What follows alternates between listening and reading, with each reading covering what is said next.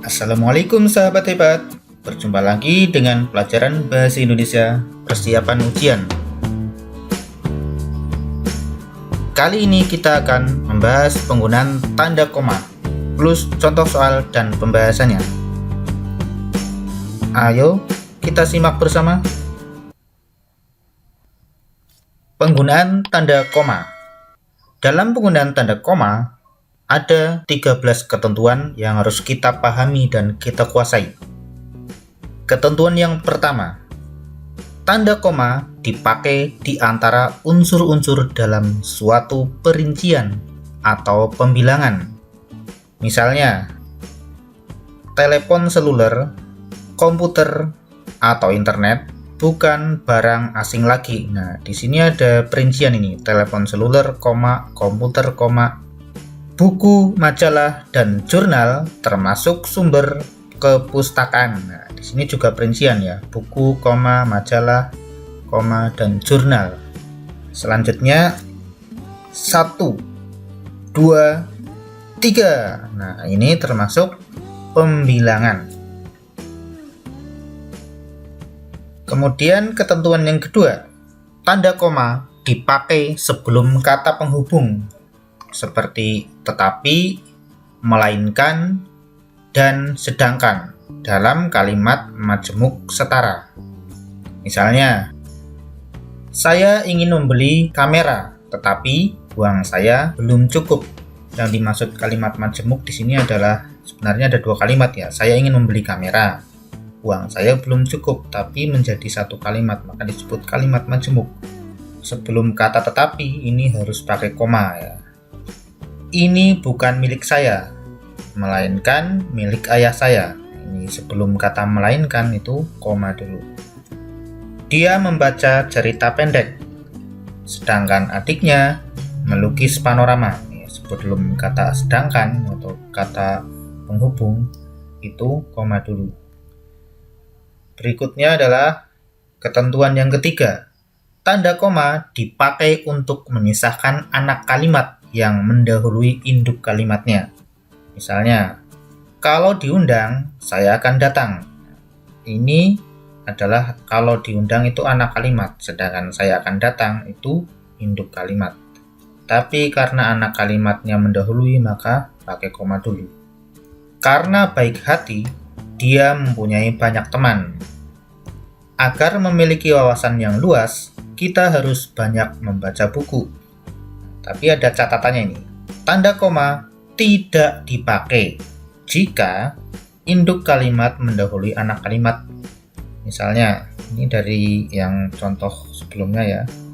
Kalau diundang, saya akan datang. Dibalik menjadi saya akan datang kalau diundang. Nah, ini induk kalimat mendahului anak kalimat ini. Saya akan datang itu sebagai induk kalimat mendahului kalau diundang. Berarti ini tidak memakai tanda koma. Dia mempunyai banyak teman karena baik hati.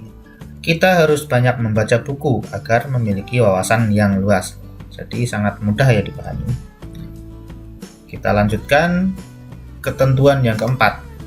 Tanda koma dipakai di belakang kata atau ungkapan penghubung antar kalimat.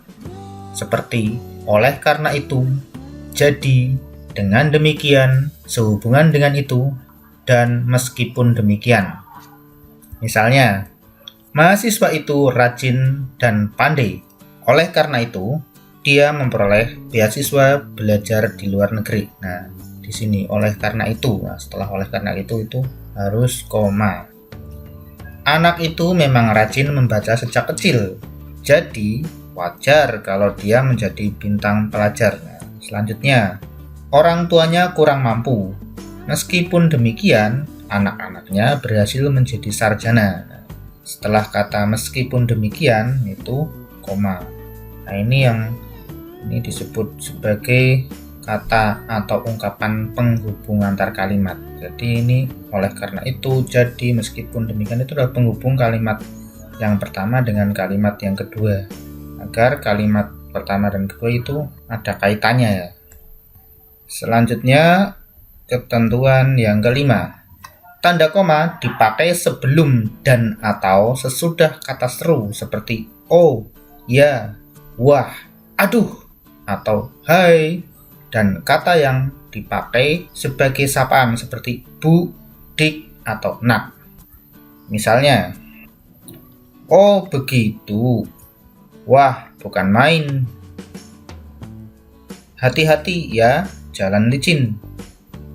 Nak, kapan selesai kuliahmu? Siapa namamu, dik? Dia baik sekali, bu. Jadi ini sebagai kata seru ya, atau juga sapaan. Kalau ini oh, wah, ya kata seru, tapi nak, dik, bu itu sebagai sapaan. Ini setelah kata seru ini koma. Ini kalau di tengah malah koma dulu baru kata seru, koma lagi. Nah, kemudian setelah sapaan, nah ini juga. Sedangkan kalau di akhir ini ya, koma dulu baru sapaan. Ini juga demikian ya. Baiklah, kita lanjutkan ketentuan yang keenam. Tanda koma dipakai untuk memisahkan petikan langsung dari bagian lain dalam kalimat. Berarti untuk kalimat langsung ini. Contohnya, kata nenek saya, kita harus berbagi dalam hidup ini. Ini yang di dalam petik adalah kalimat kita harus berbagi dalam hidup ini ya. Ini namanya petikan langsung.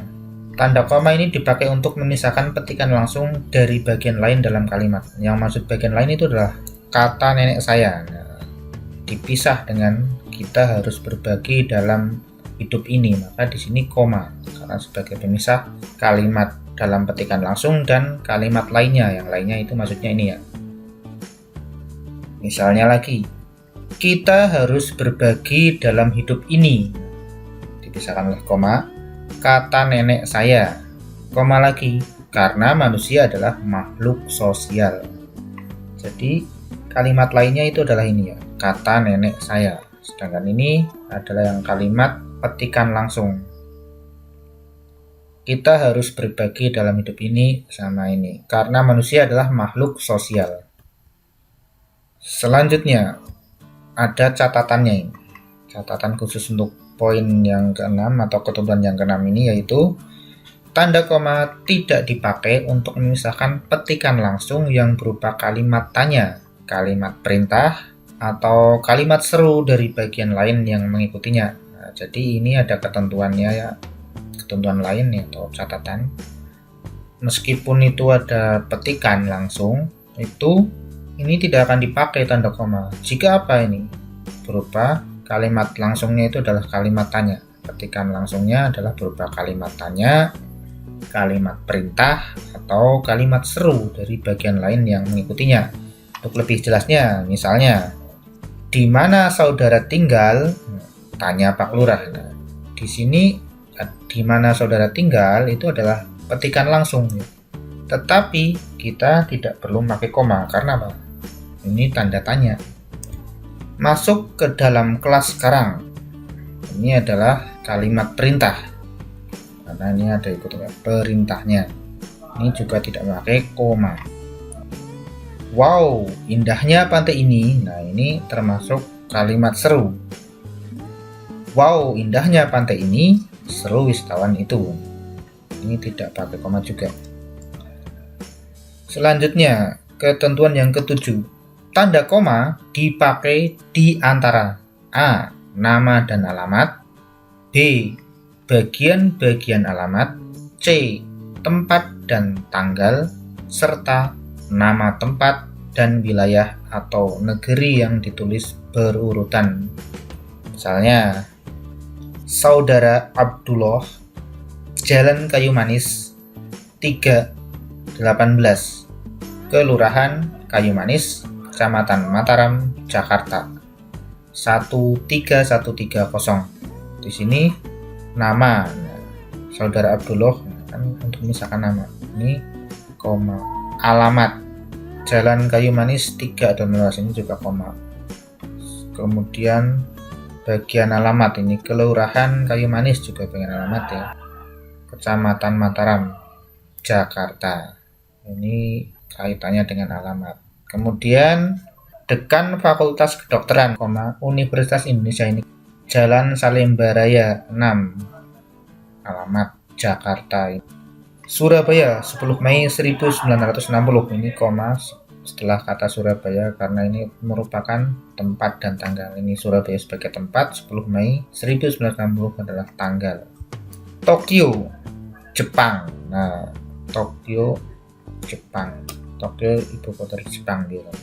Itu juga termasuk di sini sebagai tempat dan wilayah atau negeri yang ditulis berurutan. Ini koma dulu. Ketentuan yang ke-8.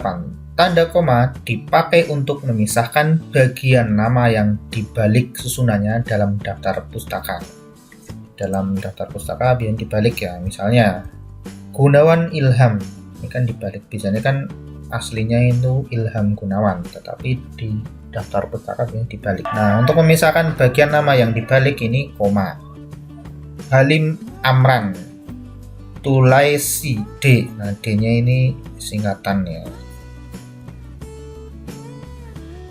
Ketentuan 9. Tanda koma dipakai di antara bagian-bagian dalam catatan kaki atau catatan akhir. Nah, biasanya ada di bagian bawah ya. Sultan Takdir Ali Syahbana, koma.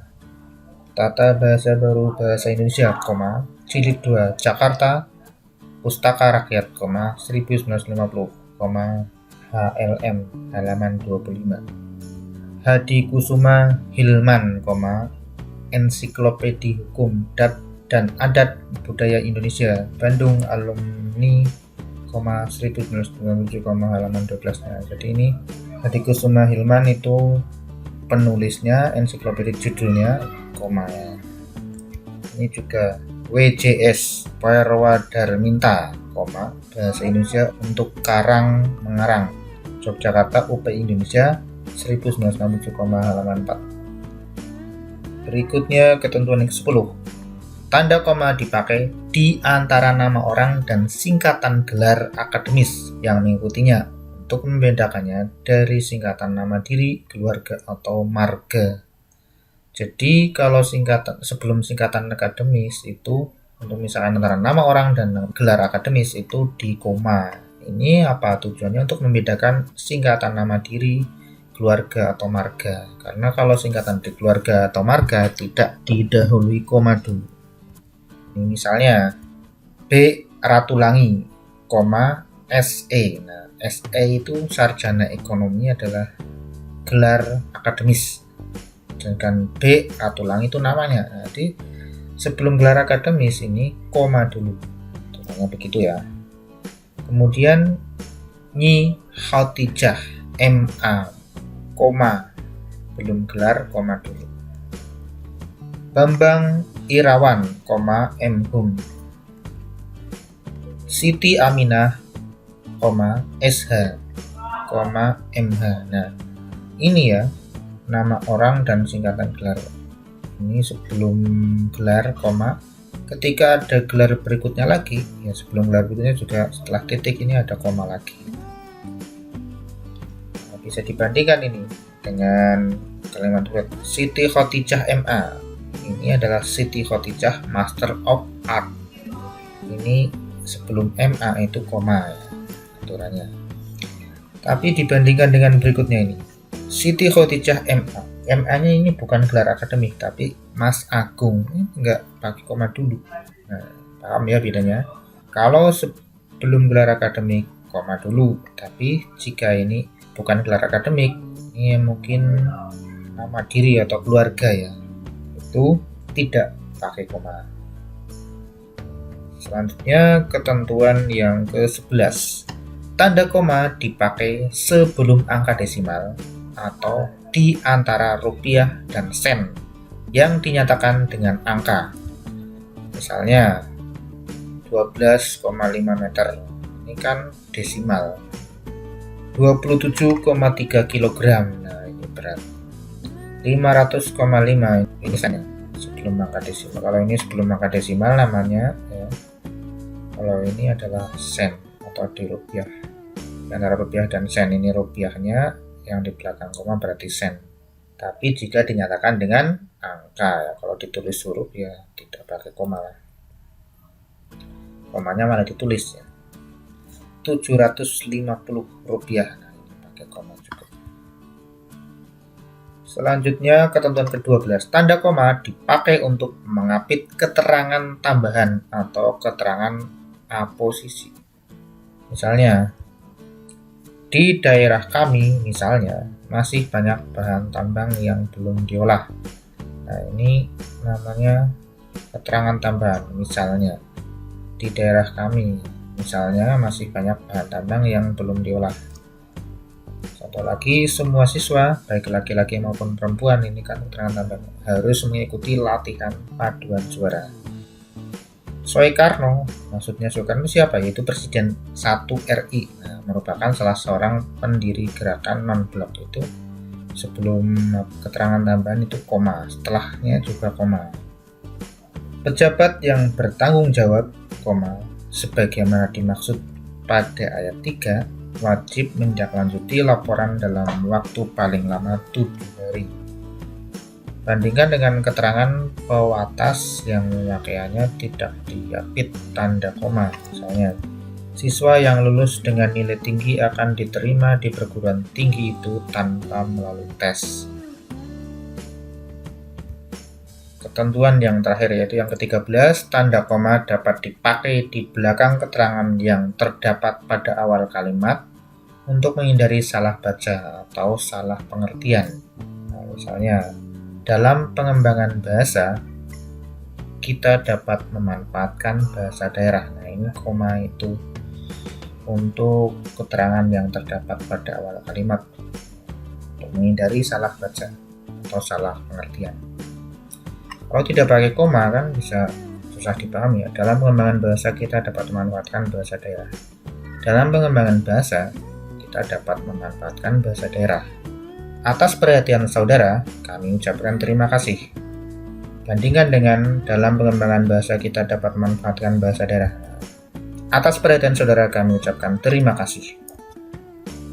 Demikian ketentuannya untuk contoh soalnya. Yang pertama, ini ada soal yang ditanyakan penggunaan tanda baca yang tepat dalam paragraf tersebut. Ya memang ini nanti tanda bacanya tidak hanya koma ya, tetapi ini kita fokuskan ke koma. Di sini kita akan menggunakan ketentuan yang ke-12. Tanda koma dipakai untuk mengapit keterangan tambahan atau keterangan aposisi. Ini karena di sini ada keterangan tambahan ini. Minggu depan. Nah, yang dimaksud minggu depan itu apa? Keterangan tambahan ini adalah tanggal 31 Januari 2023, adalah hari yang istimewa. Nah, sebelum keterangan tambahan ini koma. Karena untuk mengapit keterangan tambahan ini. Keterangan tambahan ini tanggal 31 Januari 2023.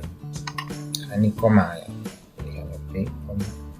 Selanjutnya yang ini juga sekolahku. Yang dimaksud sekolahku itu sekolah yang mana? Nah, ternyata ini SDIT Insan Utama, koma, diapit ini ya. SDIT Insan diapit koma.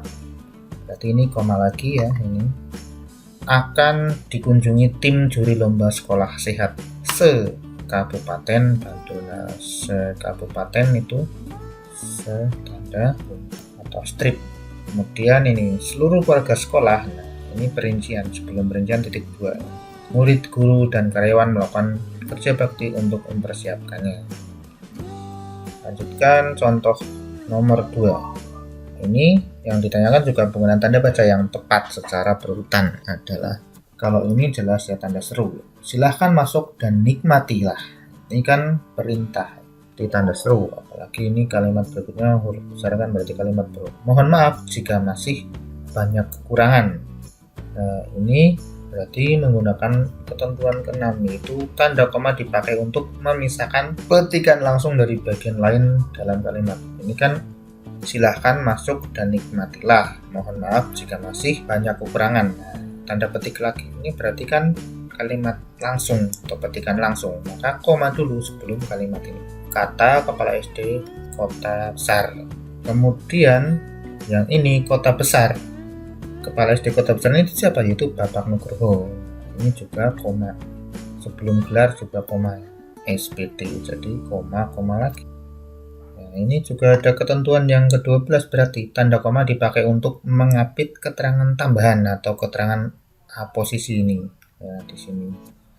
Ditambah lagi yang ketentuan 10 ya, tanda koma dipakai di antara nama orang dan singkatan gelar akademis yang mengikutinya untuk membedakannya dari singkatan nama diri, keluarga, atau marganya. Di sini sebelum gelar SPD itu Nugroho ini koma. Jadi jawabannya adalah D. Contoh selanjutnya yaitu contoh ketiga. Kesalahan penggunaan tanda baca pada kalimat yang dicetak tebal secara berurutan adalah ini. Barang kerajinan itu antara lain berupa tas, titik koma ini salah, dompet, tempat ballpoint, dan lain-lain. Ini berarti sebenarnya kalau di penggunaan tanda koma, ketentuan ke-1 tanda koma dipakai di antara unsur-unsur dalam suatu perincian atau pembilangan. Kalau di sini harusnya titik 2 sebelum perincian, tapi titik koma berarti kan salah. Berarti titik 2 itu sah, sedangkan ini dompet koma sudah betul, tempat ballpoint dan lain-lain ini masih perincian, jadi ini koma lagi harusnya, berarti titik 2 koma salah, dan lain-lain ini ada kalimat harusnya titik malah koma, berarti ini koma juga salah. Nah, jadi jawabannya yang salah itu di sini titik koma, titik ya ini, dan koma. Kita lanjutkan contoh yang keempat. Stop, dilarang membuli teman di sekolah ini, teriak Pak Indra, guru olahragaku. Yang penggunaan tanda baca yang tepat pada kalimat pada paragraf tersebut.